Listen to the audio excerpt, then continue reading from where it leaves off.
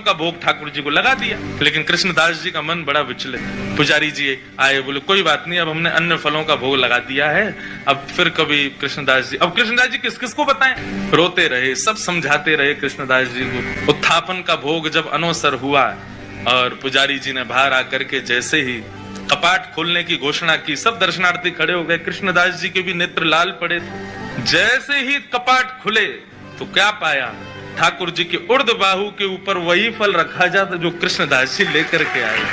रसोईया लाता उससे पहले ठाकुर जी रसोई घर में जाके ले आए उस फल को और अपनी भुजा में ला करके धारण कर लिया। जैसे ये दृश्य कृष्णदास जी ने देखा, मूर्छित हो गए।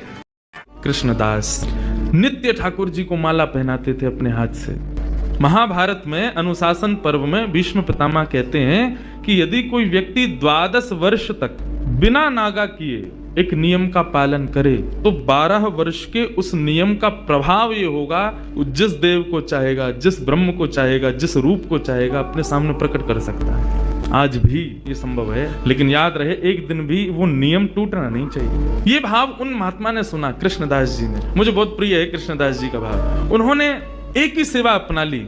जब कथा में सुनकर के गए कि 12 वर्ष तक कोई नियम अपना लिया जाए और 12 वर्ष तक उसको बेनागा पूर्ण किया जाए, तो 12 वर्ष के बाद जिस देव को चाहोगे, जैसे चाहोगे वैसे उसका दर्शन हो सकता है। तो नित्य माला बनाते थे अपनी कुटिया में और नित्य माला बना करके नंद गांव में, नंद भवन में ऊपर जाकर के कन्हैया को अपने हाथ से पहनाते थे। और उनका भाव केवल इतना था, कन्हैया मैं ये नियम इसलिए अपना रहा हूं कि मैं चाहता हूं जिस दिन 12 वर्ष पूरे हों, 13वें वर्ष का पहला दिन प्रारंभ हो, उस दिन मैं ना आऊं, मेरा कन्हैया मेरे कुटिया पे आए, मैं वही माला पहनाऊंगा। मेरा बस यही नियम है। नित्य ठाकुर जी को माला पहनाते और माला पहनाने के बाद में कन्हैया के कान में बोलते, लाला 2 साल हो गए, केवल 10 साल रह गए। माला पहनाते, कन्हैया केवल 5 वर्ष रह गए। कन्हैया अब केवल 1 ही वर्ष रह गए। कन्हैया अब तो 6 महीना रह गए।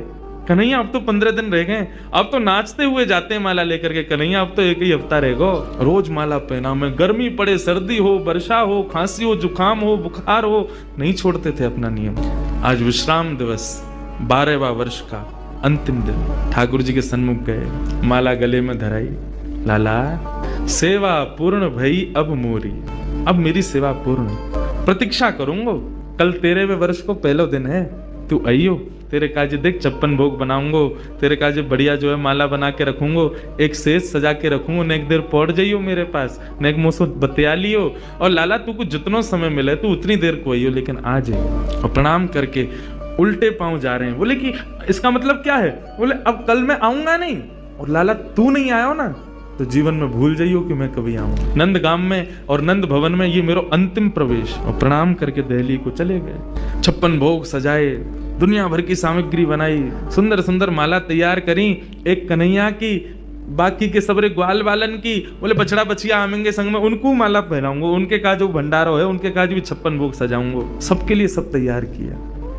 13वें वर्ष का जब पहला दिन प्रारंभ हुआ, सुबह से ही राह तक रहे, कन्हैया आ रहे होगो, श्याम सुंदर आ रहे होगो, नंद नंदन आ रहे होगो। अभी श्रृंगार को समय भयो है, धूप की छांव से पता कर लेते हैं कि अभी कौन सा समय चल रहा है। अभी श्रृंगार को समय भयो होगो, अरे लाला व्यस्त होगो, श्रृंगार करके और फिर बाकी बाद प्रसाद पाके फिर आवेगो। अभी भी नहीं आयो, कोई बात ना, राजभोग पाके आवेगो, गैया चराते हुए चुपके ते आ जाएगो मेरे पास। अपने मन को सांत्वना दे रहे हैं। दोपहर का समय हुआ, सूर्य बिल्कुल ऊपर, राजभोग का समय चल रहा है। कन्हैया आ रहे होगो, बार बार जामे गुलाब जल लेकर के और छींटे मार करके आ जामे, थोड़ी देर